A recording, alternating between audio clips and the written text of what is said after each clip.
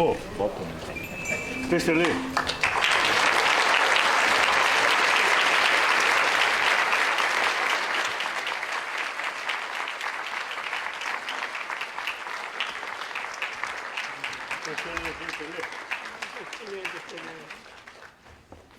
내 감시를 해볼래?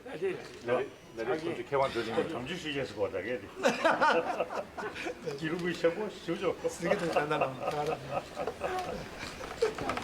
웰컴. most welcome.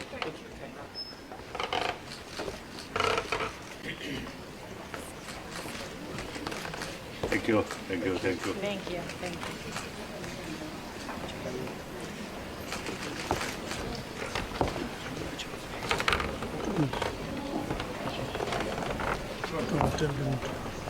Tell them to be disconnected. Tell them. 그러면 앉으시고 Where's Chinox? 그 신고 시고 영원히 잡아야.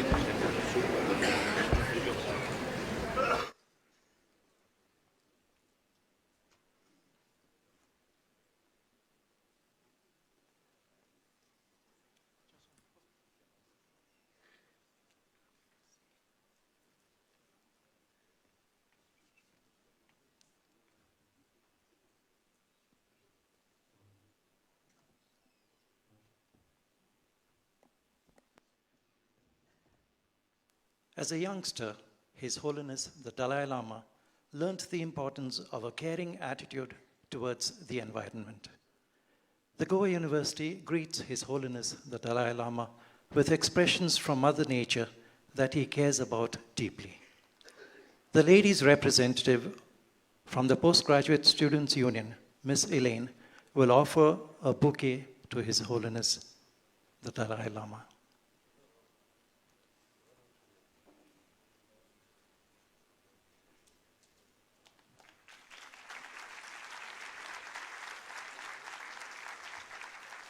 The Dean of the Faculty of Social Sciences, Professor Sylvia, will present to His Holiness a basket of fruits.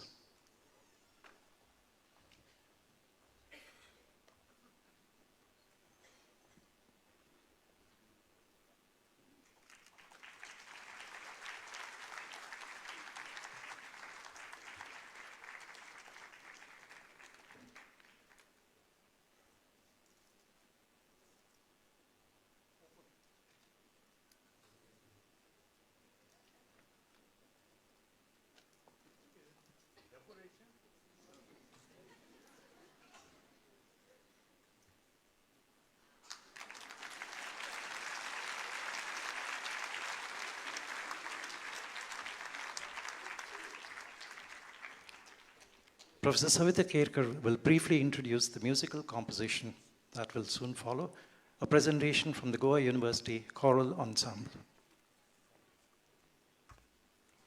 Good morning, everyone.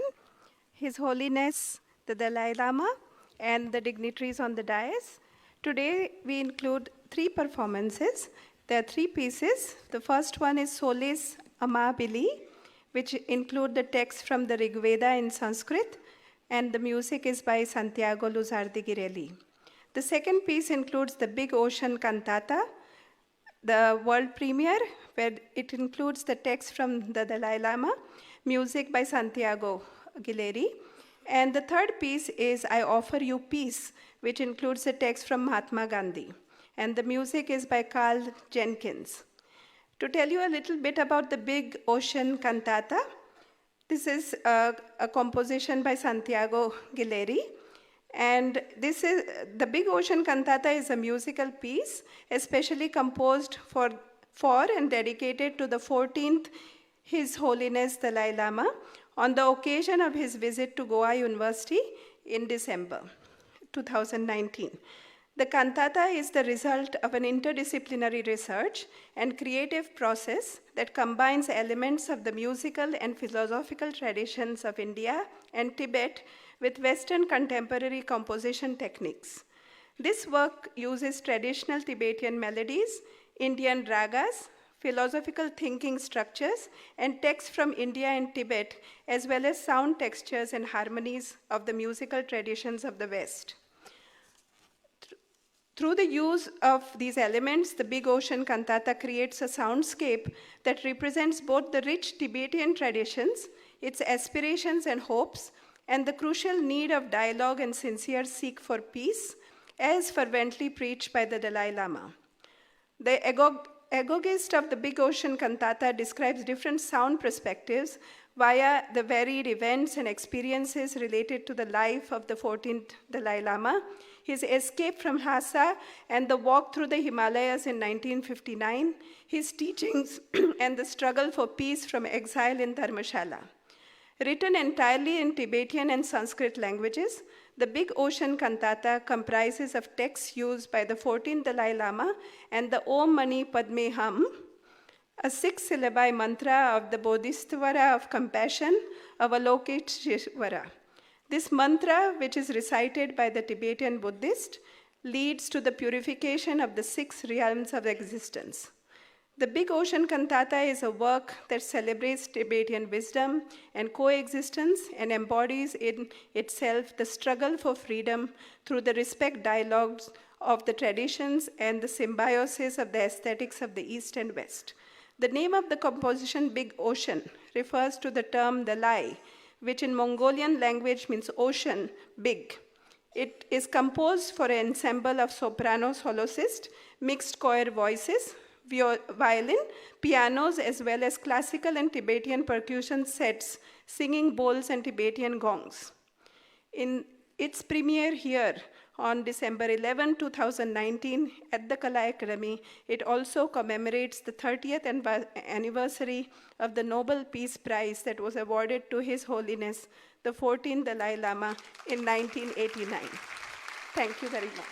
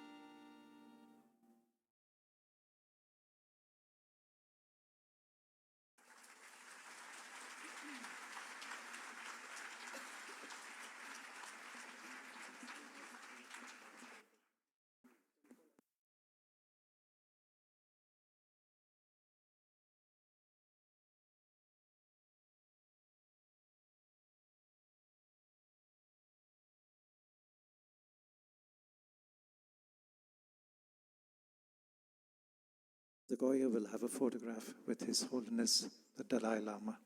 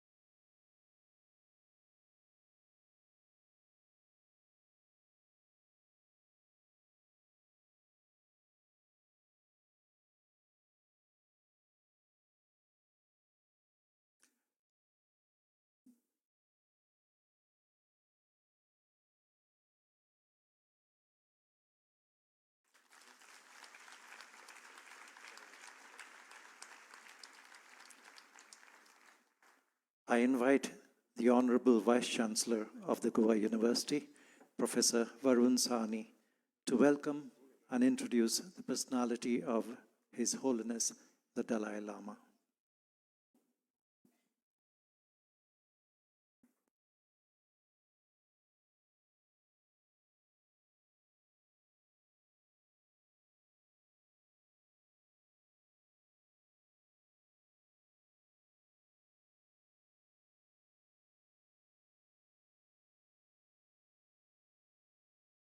Your Holiness,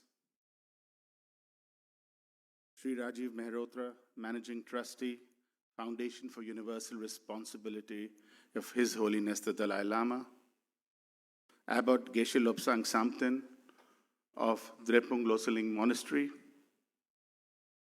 Professor Y.B. Reddy, Registrar of Goa University, Dr. Anita Dudhane, who has been instrumental in organizing this glorious event, esteemed members of the Executive Council of Goa University, distinguished authorities of the state government, deans of faculties, deans and vice deans of schools, heads of department, principals of colleges, professors, and controller of examinations, esteemed representatives of the private sector, the professions, civil society, and academia, faculty colleagues, student friends, ladies and gentlemen, Tashi Delek and Namaste.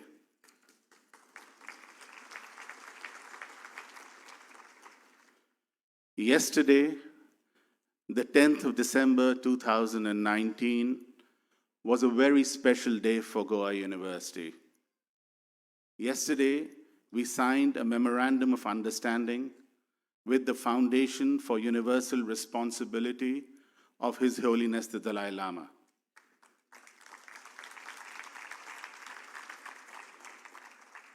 Yesterday also marked the 30th anniversary of the day on which the Nobel Peace Prize was conferred upon His Holiness Tenzin Gyatso, the 14th Dalai Lama.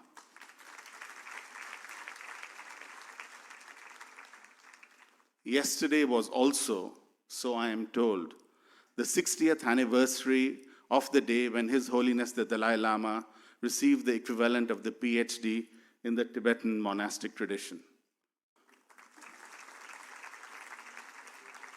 So, yesterday was a hallowed day in more ways than one. Our formal relationship of cooperation and friendship with the Foundation for Universal Responsibility is intended to support us in establishing programs of advanced study in the Nalanda tradition. Specifically, we have agreed to establish the Dalai Lama Chair for Nalanda Studies at our university under our Visiting Research Professor program.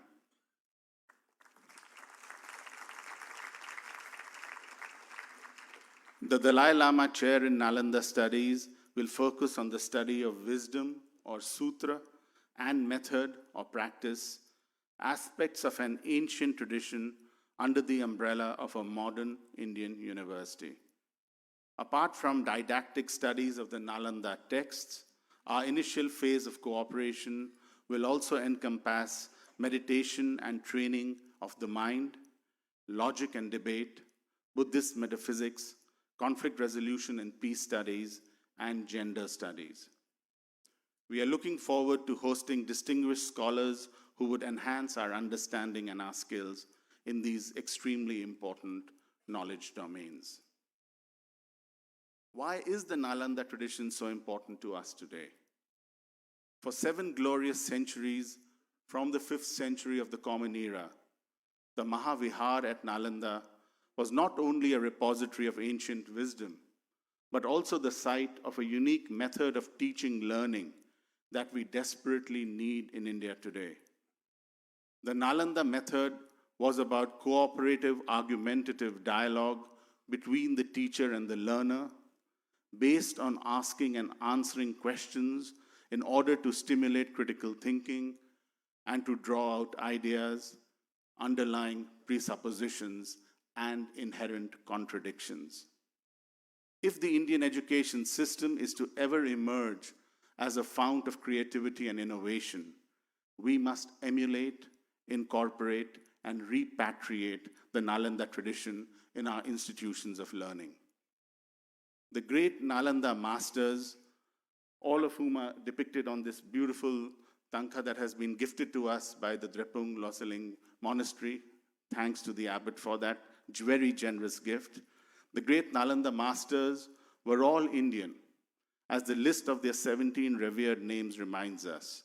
Nagarjun, Aryadev, Buddha Palita, Bhava Viveka, Chandrakirti, Shanti Deva, Shanti Rakshit, Kamal Sheel, Asanga, Vasabandhu, Dignaga, Dharmakirti, Arya Vimukti Sena, Haribhadra, Gunaprabha, Sakyaprabha, and Atisha. When Nalanda fell in the 12th century, an entire tradition of scholarship would have been lost forever had it not been transplanted north of the Himalayas in the great Buddhist monasteries of Tibet. And now, 9 centuries later, the time is ripe for the Nalanda tradition to once again be transplanted, this time from the Tibetan monasteries to Indian universities. And it is our solemn responsibility to ensure that it is fertile soil in which the sapling of the ancient Bodhi tree is planted. His Holiness the Dalai Lama will surely be telling us about this and so much more in his teachings this morning. Last year, Your Holiness, we had signed a memorandum of understanding with Drepung Loseling Monastery in Mundgod, Karnataka, and we are delighted that the abbot is here with us this morning. One group of our students has already benefited from the practice of meditation and mind training at Drepung Loseling Monastery. In January 2020, 10 faculty members from Goa University will travel to Mundgod to participate in a workshop on ethics in education, what has been called this wonderful initiative of sea learning. So our cooperation is increasing in leaps and bounds. Your Holiness, we are delighted that the music director of Goa University Choir, Dr. Santiago Losardi, has composed a cantata in your honor, the world premiere of which has just been performed in your auspicious presence a few minutes ago. Goa University humbly presents the cantata as a small gift to you and hope very much that you have enjoyed the performance.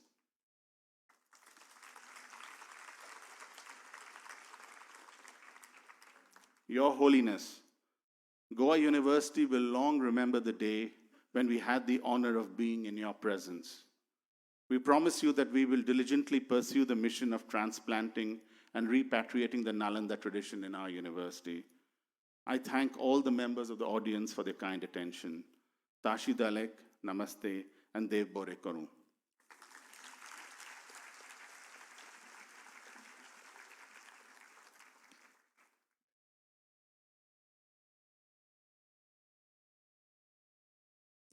The Foundation for Universal Responsibility of His Holiness the Dalai Lama was established with the Nobel Prize for Peace awarded to His Holiness on 10th December 1989. We are also celebrating the 30th anniversary of the award to His Holiness. Sri Rajiv Meherotra is a managing trustee of the Foundation. He will elucidate the Foundation's activities.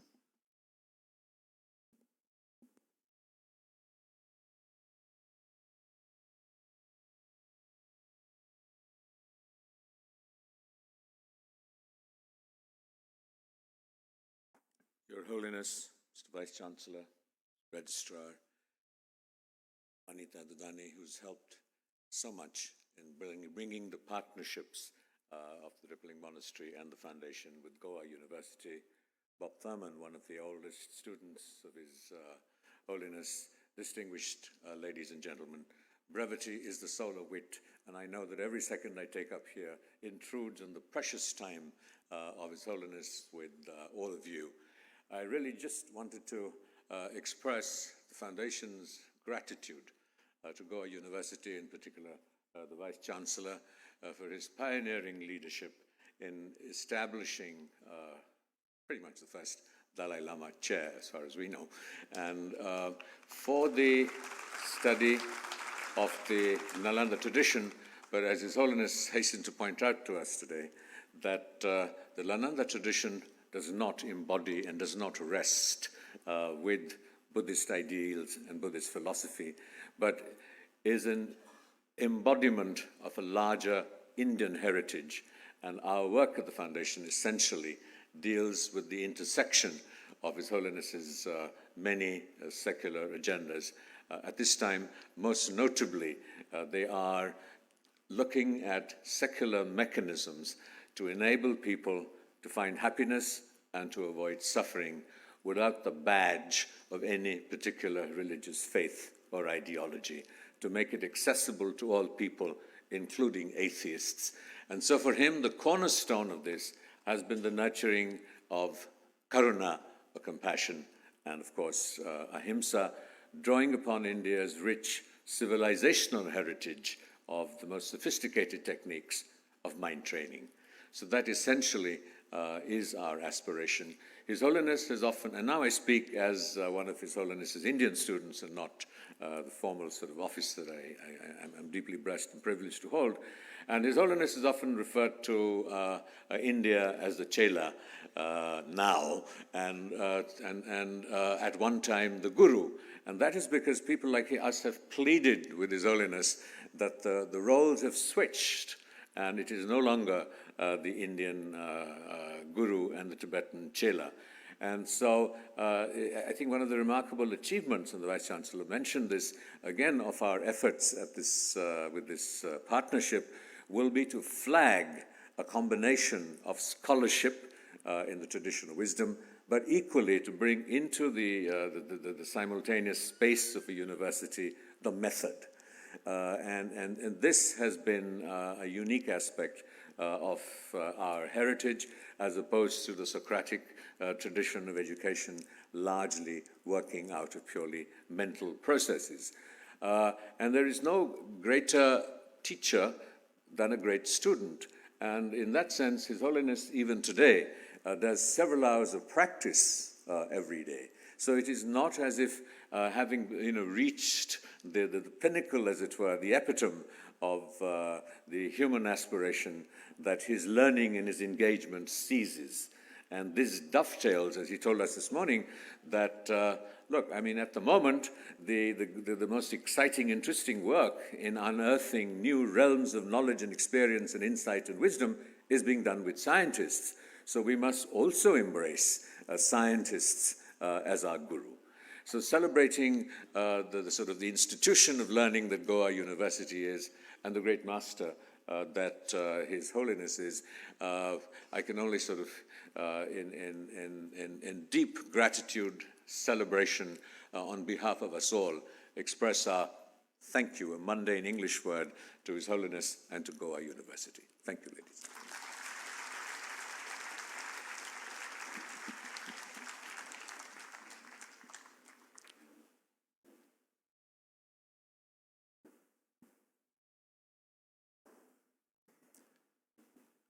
We come to the moment that each one of us has been looking forward to.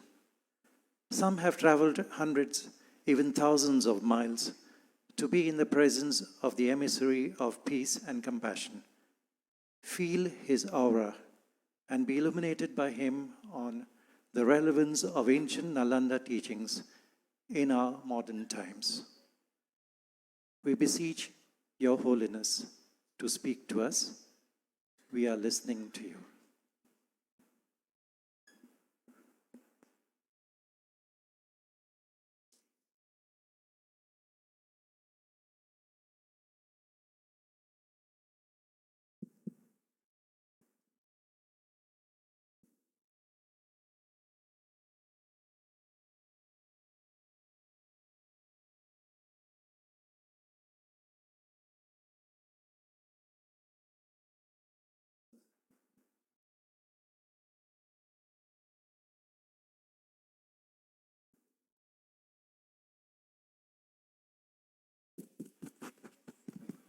Yes.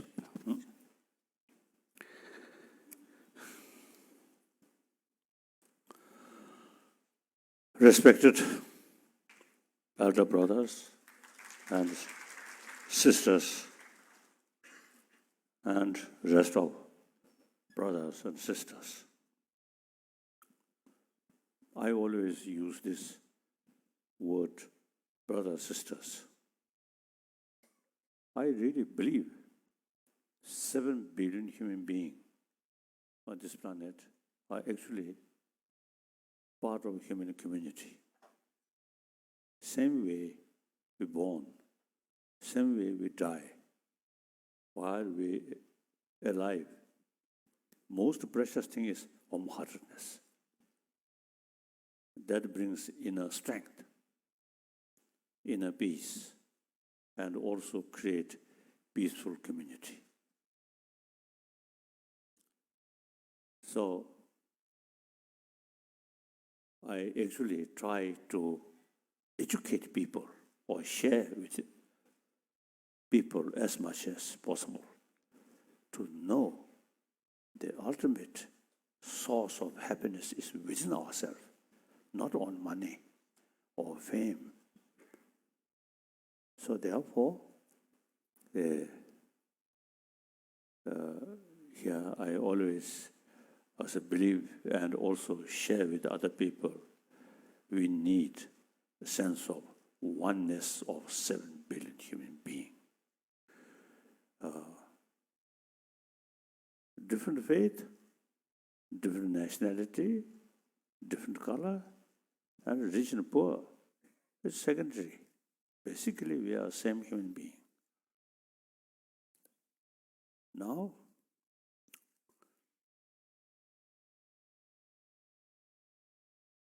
these days I have sort of 4 commitments.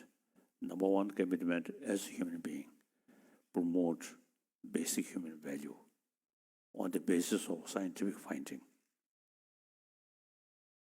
Now, number of scientists, they found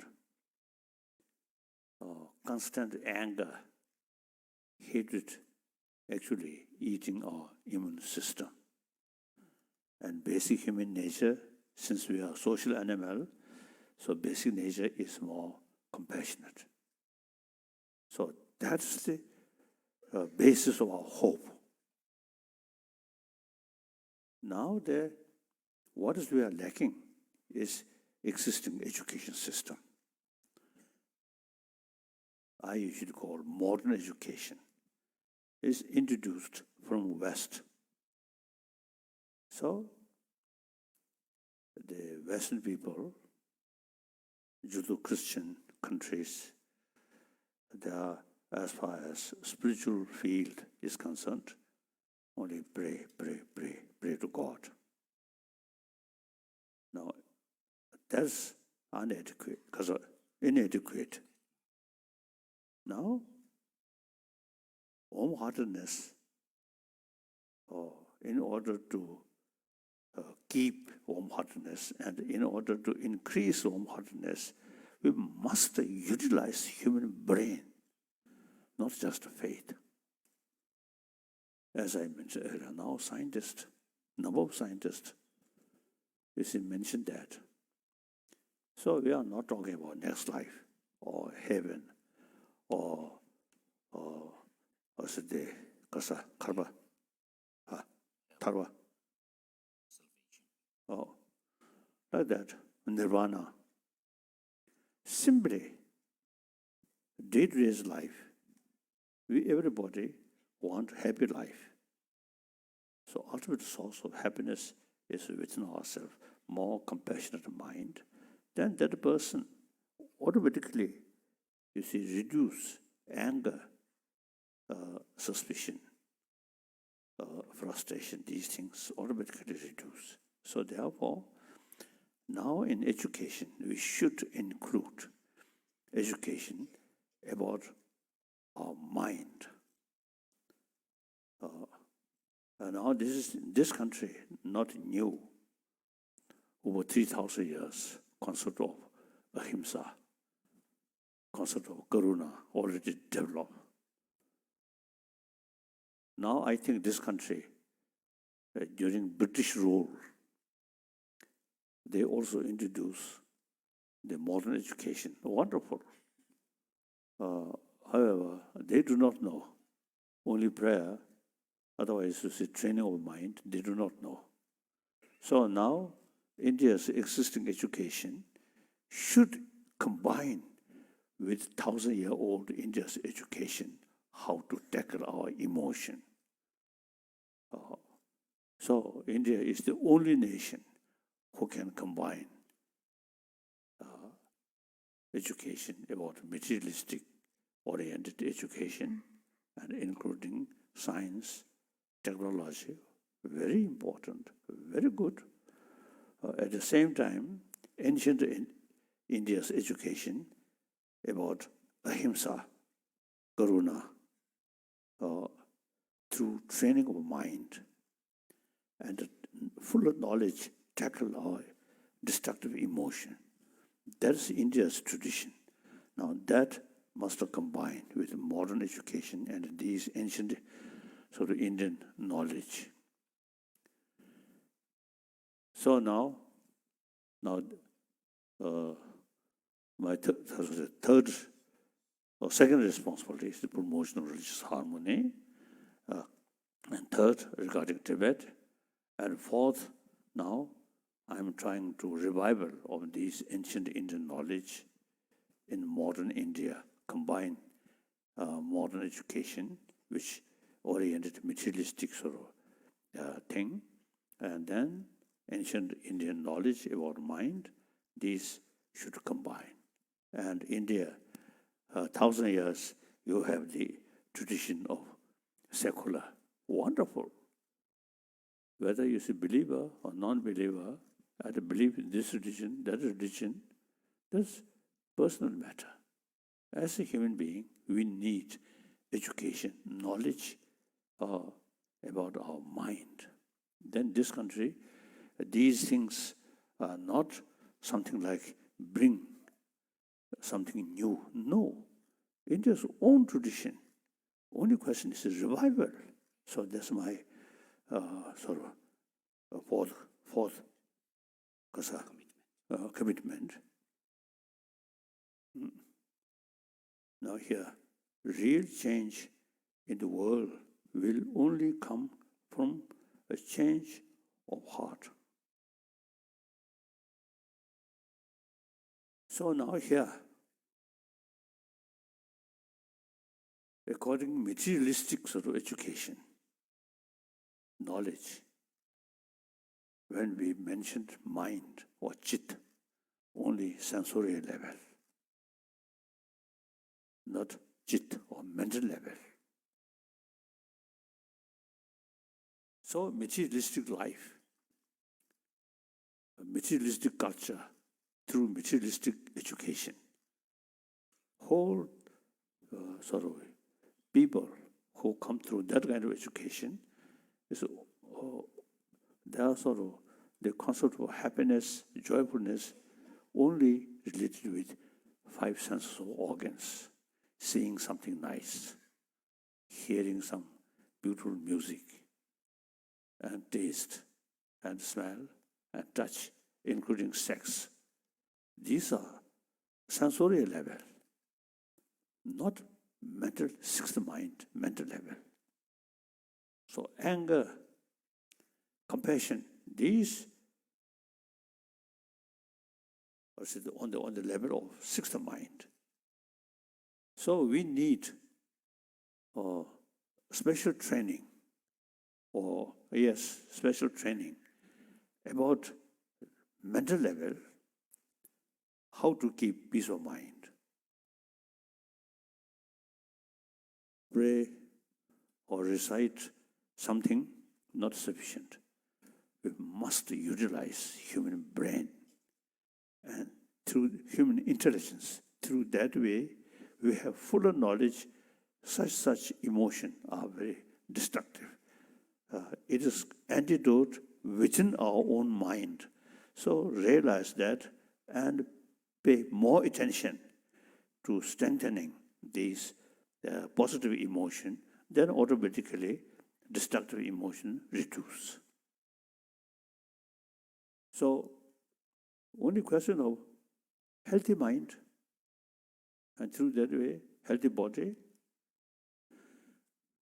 So now, in that respect, in India, over 1,000 years, you see, really paying more attention about mind. So practice of shamatha, single-pointed mind, and also the analytical meditation, vipassana, over 3,000 years in this country. So, single-pointed mind sort of bring our mental energy more channelized. And the main mind increase the ability to focus one, then your main mind focusing that more seriously, then senses of organs become more neutralized. And then the very purpose of shine or shamatha is sharpening our ability, our mind, wherever you want to concentrate. You see, the meditation is very helpful to Kasoda. Anyway, to stability. Then analytical meditation, analyze. Vipassana. Vipassana really, you see, change our sort of our mind, our belief, or our attitude. So, in Buddha Dharma, of course, you see, the Sangha philosophy also is tremendously sort of practice these things. And the Jains also, you see, very much sort of you did practice these things.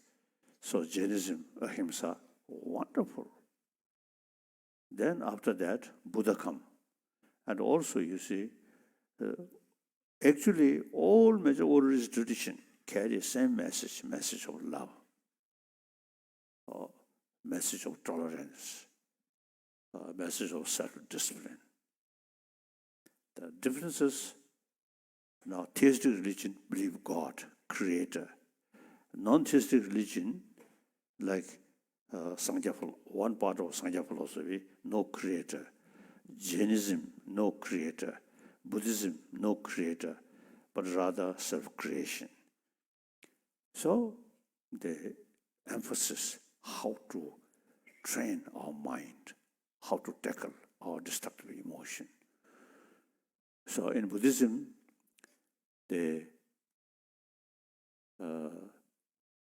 after Buddha, there are many scholars, eventually some different traditions, school of thought. And then gradually Nalanda institution developed. So I usually do not use the word Mahayana and Hinayana. It creates something wrong impression. The Theravada is the foundation of Buddha Dharma. Usually we call Hinayana. Then Sanskrit tradition, Mahayana. No, the Sanskrit tradition is entirely based on Pali tradition. Without a Pali tradition, you see, we can't carry Sanskrit tradition as a Buddhist sort of practice. So, Pali tradition, very important. But Pali tradition mainly is based on Buddha's quotation. And then Nalanda tradition, you see, use analytical meditation, analyze. Buddha himself, you see, told us, "O my follower, monks, scholars, should not accept my teaching out of faith, out of devotion, but rather thorough investigation and experiment." So Nalanda tradition exactly follow that advice. So, many Nalanda masters analyze some Buddha's own teaching. After they analyze through reasoning, they found some contradiction. So they reject even Buddha's own word. That's Nalanda tradition, like Nagarjuna and Aryadeva, Buddha Palita, these people make distinction. This Buddha's teaching we can accept literally. This Buddha's teaching we cannot accept because investigate through reason we find contradiction. So Buddha taught that particular audience, according to their mental disposition, Buddha taught that we cannot accept that. So that's quite unique, the Nalanda master. So I usually say Pali tradition and the Sanskrit tradition, not use Hinayana and Mahayana. And also I think a Nalanda tradition, meaning Sanskrit tradition, but sometimes I feel not necessary. They use the Nalanda word. Nalanda, then people get the impression, some connection with Buddhism. So simply, Sanskrit tradition. Many ancient non-Buddhist scholars, they also wrote in Sanskrit language. So at that time, Sanskrit language considered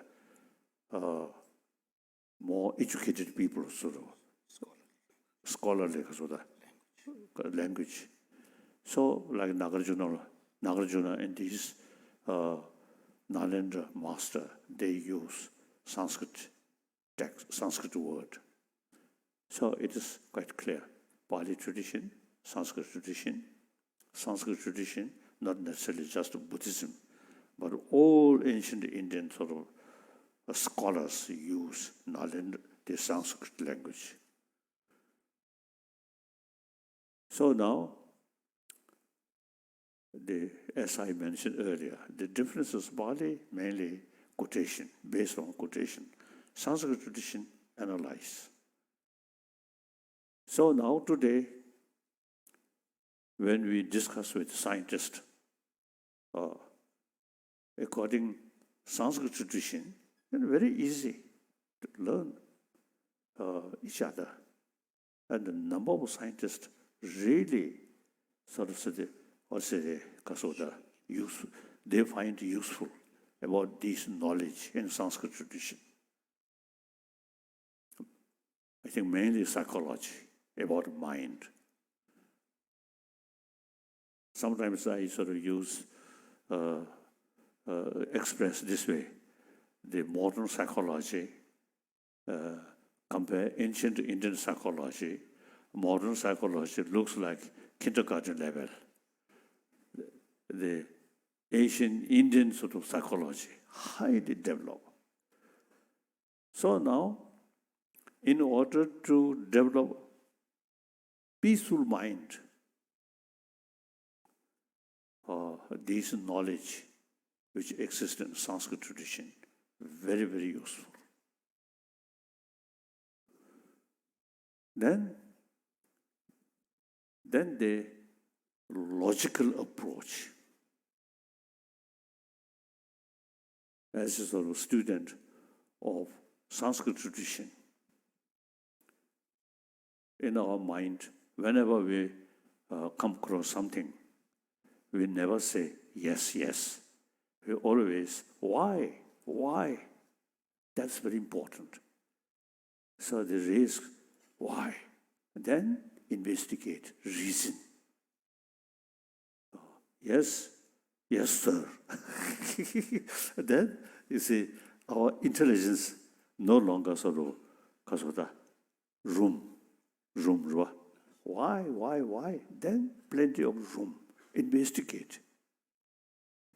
So therefore, according to my own sort of little experience, meeting with modern scientists, mainly in psychology and physics, and particularly quantum physics, we are very similar.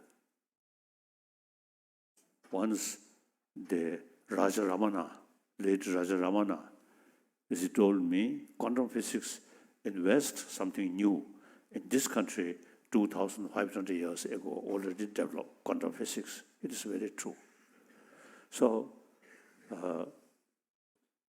it is quite useful in order to tackle emotion, or emotion, destructive emotion, very much based on appearances and some kind of grasping, or there's something absolute true. Then attachment and anger, this come. So once we realize there is differences, appearance and reality, and that strong grasping, that automatically become weak. Now some quantum physicist, quantum physics student, already you see getting that kind of experience. That's exactly Nagarjuna mentioned. And many Buddha's quotation mentioned Tsumi Jigitwana Yungorasati. So grasping at things as if they have some absolute existence it happens because of our what is known as called inappropriate mentation. So here I want to share with you one of my secret. That is when I met scientists, and when they explain about quantum physics, then I really sort of listen humbly. But in my mind, I feel I know better.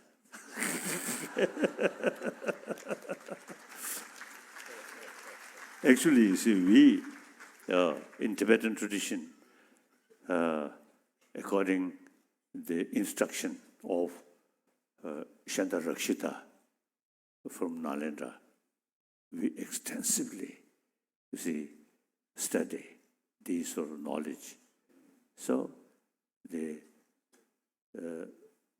Vibhashik, not much talk. And Sotantik, also not much, but little.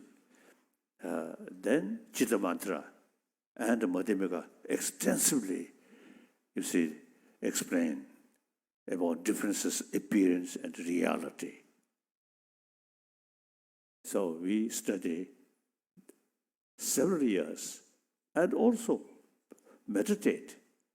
Therefore, actually we know better like that. So therefore, these is a concept very useful. Then, psychology and quantum physics. Then, kasa, neurobiology. And particularly in tantric sort of study, explanation about our inner energy, how to control these things.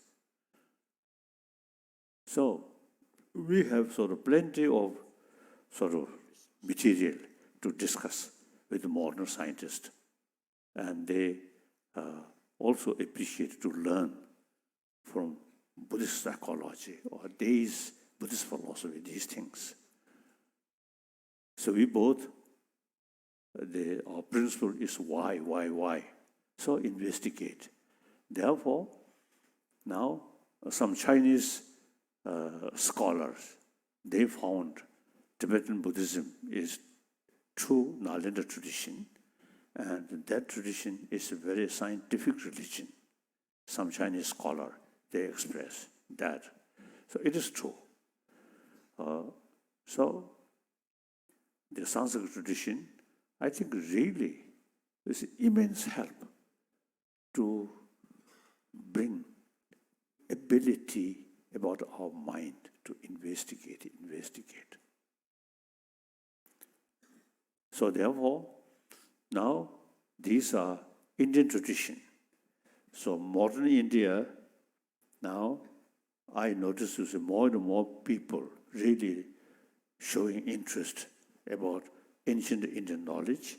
So now this university also now really have some program and have close contact with some Tibetan scholar. So and many other places in the Chandigarh University. I met, I saw talk, and then different places, more and more Indian now really showing interest about ancient Indian knowledge. So this is not something like bring from outside. No, India's own tradition. So only question is revival and combine modern education and ancient Indian knowledge, like that. So then, when we talk about ancient Indian knowledge, I often, you see, sort of teasing my Indian friend, this physical, not Indian, Tibetan, but my mind more Indian than those modern educated Indian. They do not know these things. So this is nothing special for me, but thousands, you see, I think scholar, mainly a monk. Nowadays, nuns also become now coming, more and more scholars, and also because of bhikshuni. So, in any way, in the Karnataka state, I think at least over 1,000 monk students who really study these things, at least in order to become a scholar, at least 20 years study. And in the past, in Tibet, 20, 30 years study. The root text learned by heart. Myself also, about I think 6, 7 years old, I already start memorize these root text. Then explanation, each word, according commentary, mainly Indian master. And then, of course, later Tibetan masters. I think over 10,000 volumes wrote by Tibetan master. And then we extensively use debate, logical approach. It's very, very useful, sharpening our mind, and quite sort of, because the person who study logic, then their mind always something, because of the sharp, very useful. So some Chinese tradition, these Buddhist meditation, they consider meditation is more important. Of course, no question, meditation is important, but equally important is study. So some Japanese monastery, sometimes I suggested, your monastery should become learning center, more discussion, not just a meditation. So now more and more Buddhist countries, particularly follow our Nalanda tradition, now they begin to feel study is something important. One of my close, very respected abbot, one Japanese monk, abbot, wonderful. Since we become very close friend, so he once told me, every Japanese recite the Paramita Sutra, Shirunyimu, Heart Sutra. Then he said, without knowing the meaning. So he appreciated my explanation, very useful. So he expressed to me like that. These sort of important sort of text, just something like ritual, not study. Study is very important. Now in Tibet, I think, as I mentioned earlier, firstly Shantarakshita, and then Kamalashila. They really, you see, put emphasis, study is important. So during Kamalashila, you see, he carried debate with Chinese meditationer, and Kamalashila, and witnessed by Tibetan king Chusung Tse. So through debate, then Kamalashila, of course, naturally more sort of scholar, so he can reasoning. So then some of those Chinese meditationer who oppose study expel from Tibet, like that. So I think today's Buddhist world, only Tibetan kept these Nalanda tradition through serious sort of study and use logical approach. So now, fortunately, in South India, our traditional major monastic institution established in the Karnataka state, quite close here. So you can exploit these Tibetan scholars' knowledge. Very good. So recently I invited Aurangabad. A number of Buddhists there. But then, you see, they are so far only sort of follow Theravada tradition. Of course, wonderful, but not much use reasoning. So there also, I briefly mentioned about the Nalanda tradition, Sanskrit tradition, use human intelligence maximum way. That's important.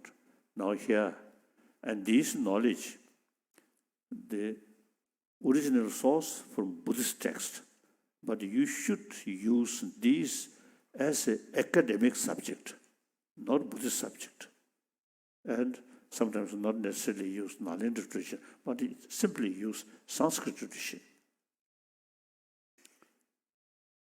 So one time, Kasadi, Chagupu Timare Kasa, Kasa Pegiri, Kasa. Such a big Amravati. You see, they already built one Buddha statue or something. And then lower part, you see, they want to become sort of study room for study. Then I expressed my appreciation. Then I told them, Pali tradition, Thailand, Burma, Sri Lanka, Cambodia, Laos, they preserve perfectly. Wonderful. Now Sanskrit, traditionally China. Now China become communist country. With Tibet, now our freedom lost. The handful Tibetan now keep using this tradition. And Mongolia also now, recent decades, a lot of damage. Over 100,000 monks killed. Very difficult. But now with new freedom, the Mongolian also making some effort. I always telling them, study is very important. Some recitation, some holy text and ritual, important, but study. Recite these things with fuller knowledge, then good. Without the knowledge or the meaning, just recite is not much important. Now in reality, I think handful Tibetan scholars, students, now in Karnataka state, these are the main sources of the Sanskrit tradition. So you already have some connection, so you should exploit our knowledge as much as you can. Okay? This is not a question of sort of change religious faith. This is just an academic subject. So faith, individual matter. These are the academic subject, something useful for humanity. My hope, India revive ancient Indian knowledge, then through education, some fuller knowledge about importance of wholeheartedness with intelligence. Now this India eventually can offer whole world through education in order to become more peaceful, more compassionate human being through education, not through prayer. I think India can show rest of the world. So there is a real potential. Now this is beginning of 21st century.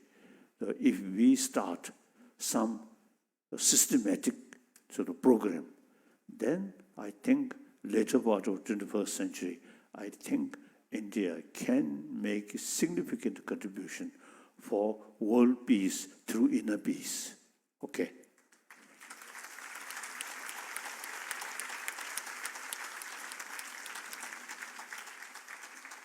So then, the Kasa, Raja Morotra, the Kasa Somod Min Kasa, Universal Responsibility. When I received, you see, the Nobel laureate, when the announce come, so a number of people come to see me and ask me what I feel. And I just wrote, as a monk, you see, I'm no more, no less as just a monk. So, and then I express some kind of my appreciation to recognize some of my small contribution regarding peace, like that. That I express. Then when I reach Delhi, one of my Indian friend, first question is, what are you going to use those money? That's the first question, my Indian friend, as soon as I reached Delhi. I already made up, at that time, you see, I just have plain memory about Baba Amte's place. Oh, wonderful. Handicapped people, he organized and give them self-confidence and some because of leprosy. A few hands like that, but full of confidence because the organization look after them. Not look, you see, these people, not like that, equally treated them. So I very much impressed Baba Amde.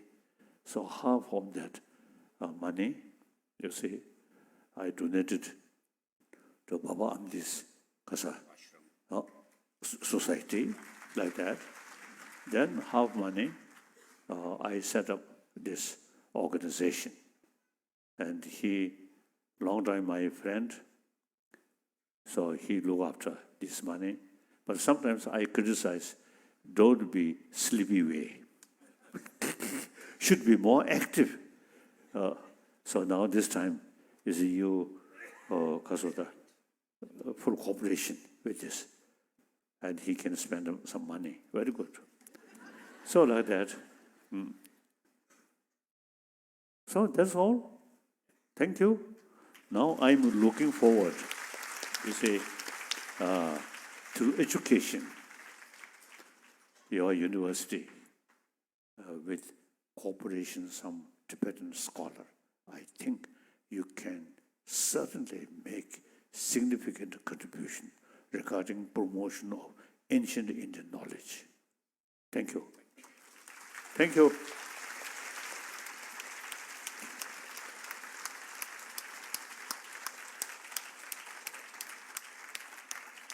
Thank you, Your Holiness, for enlightening us, even humorously at times, on the importance of studies. We shall cherish your words in our hearts and minds and fulfill them in our attitudes and lives. An important component of today's session that His Holiness has looked forward to is the interaction with students. The students who indicated their interest are requested to please follow the instructions of the ushers. Some questions you already? Yes, some questions. Any questions? Microphone. Good morning. My name is Michaela Chetty from Department of Zoology. Oh, yes. I think two microphones, one microphone keep here, one microphone keep here. Then those questions come online. Okay, yes.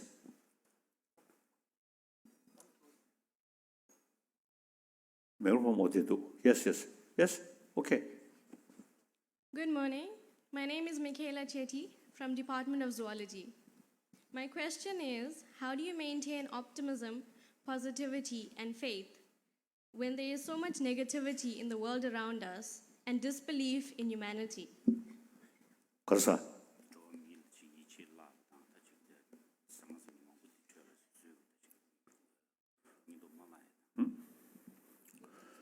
I think basically, look, European people, in early part 20th century, in the European continent, First World War, Second World War, according to some scholar, about 200 million of people killed through violence. But then, after Second World War, people realize now our common interest is more important. So, the French leader, de Gaulle, and German leader, Adenauer, during wartime, arch enemy, but they realize killing each other, no use. So we should develop European Union. They started. I have full confidence if European Union not developed, then last few decades, I think some killing must take place. So because European Union started or materialized, no longer killing among those member states. So this is one indication of a human being through suffering, through education. This is human beings thinking more wider, more realistic. So therefore, I think a human being, through suffering, through difficulties, we gain more deeper experience. So now this is the continuation of 20th century. I have more optimism. Now in this respect, India, China, most two populated nation. So close relation, Sino-Indian relation, very important. Traditionally, China is a Buddhist country. 1954, 55, I visited China, and many places I visited, number of Buddhist temples there. And then, of course, the totalitarian system, the communist, like Cultural Revolution, they deliberately try to destroy, but fail. It is clear. 1,000-year-old human or the spiritual tradition, very difficult to eliminate by force. So now, after Cultural Revolution, now China, the ancient Chinese tradition, and including Buddhism, the revival, also very quickly. Now today, China, communist country, I think most, there are over 300 million Buddhists. A few years ago, Chinese Peking University, one Peking University, carried a survey how many Buddhists in China. Then in their report, they mentioned over 300 millions. And many of these Chinese Buddhists are more educated people. So now, since then, Buddhist population increasing. So now, I think almost every week, some Chinese Buddhists came to see me. And since last few years, I also arrange special sort of arrangement teaching Chinese Buddhists come from mainland China. So things are changing. Now, I think Tibetan tradition, Sanskrit tradition, Nalanda tradition, Chinese Buddhist tradition also same. Tangsen, he spent some time at Nalanda and he met one Nagarjuna's disciple, Kasa. I think Nagabodhi. Some historians say he met Nagabodhi. And at that time, Nagabodhi very old. So Tibetan tradition, Sanskrit, Nalanda tradition, Tibetan Chinese tradition also Nalanda tradition. So now China, obviously totalitarian system is something new. It not fit. Now look, Hong Kong also you see like that. So more and more Chinese now follow Buddhism. And then India, land of Buddha, as Prime Minister Modi mentioned at the UN. India is land of Buddha. So culturally, spiritually, naturally, very close. And then now economically, you see the good relation, India and China, economically also is very important. So therefore, the good relation, Sino-Indian relation, something like Hindi Chini bye-bye, isn't it? Is it that? I think serious Hindi Chini bye-bye, I think can revive like that. So then, India, I think 1 billion, isn't it? China, about 3 billion. So over 2 billion, 2.5 billion. Big population. Traditionally, very close with Buddhist teaching and Sanskrit tradition. So I look, you see, these sort of aspects quite hopeful. The totalitarian system, I think, cannot remain long future. Change. This 1,000-year-old spiritual tradition remain another few centuries. Okay. Next question.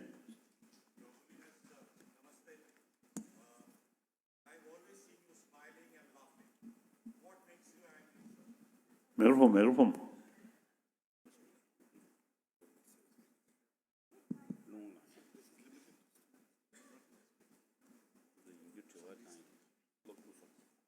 Yes. Your Holiness, I've always seen you smiling and laughing. What makes you angry?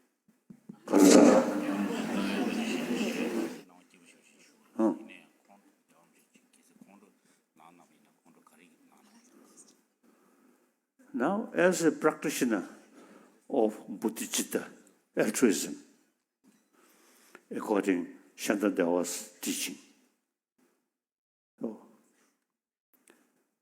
I realize ultimate source of unhappiness is anger.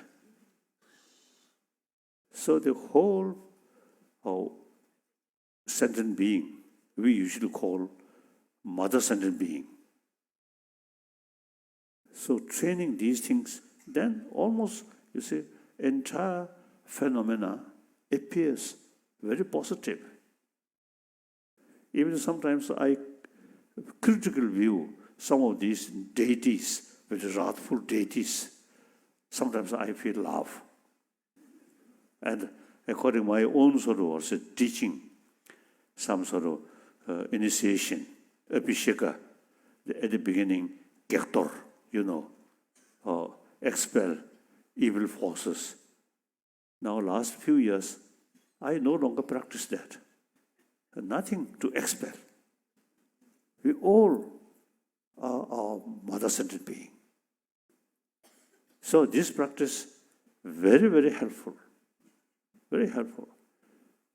Because targeting job tamshi jangan draw the shinitani, pardo telan the person yet had a family so gawartis, shustua, shukra.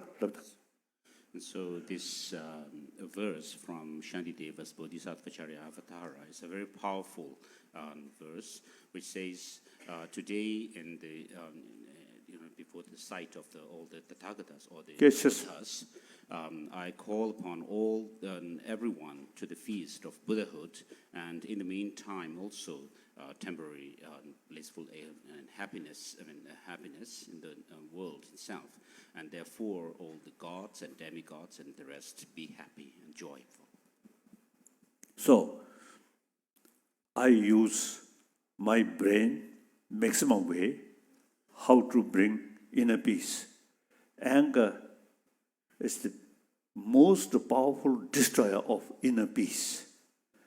And self-centered, selfish, that also one sort of source. So the altruism is opposition of self-centered, selfish, that it reduces. And then unique Buddhist theory, nothing exists as appears, as I already mentioned, quite similar, quantum physics. So that reduces, so absolute sort of, so that reduces your strong grasping at things as if they have absolute existence. So, the Jashada Timusum, number tolling John Sums, took the me to Chijilo, Temperance John Jurus, Zawashok. And Master Nagarjuna's Mulla Madhyamaka Karika says, our attachment, anger, and confusion arises because of this number some kind of a mental construct. And then Namdos Kareslavna took the me to Chijilo. Mental construct here refers to, misapprehension or misconception of the reality. So the practice of bodhicitta and the practice of understanding about shunyata, this is my main practice. Now over almost 60 years. So very, very helpful to weaken all these destructive emotions, including anger, like that. And of course, since childhood, my mother, very, very compassionate. So we, children of our mother, we never saw mother angry face. Always sort of compassionate. So I usually describe my mother was the first teacher of compassion for me. So like that. So now here, many ladies and also sort of as males, you should teach your children from childhood anger, hatred. These are very bad for their own health and very bad for study. So compassionate mind, loving kindness is very useful in order to carry human intelligence more normal way. Too much anger, human intelligence cannot function normally. Okay. Next question. We are taking questions from students who have already indicated their interest. Please respect the order that students are following.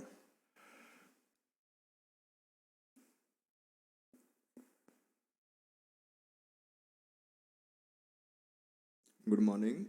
My name is Varad Narvekar. I am from Goa Engineering College, Electronics and Telecommunication Department. Your Holiness, my question is, how would be modern India and the world be different if the Nalanda University was still standing and it was not taken down? How would have been, India would have been benefited from it? 그래서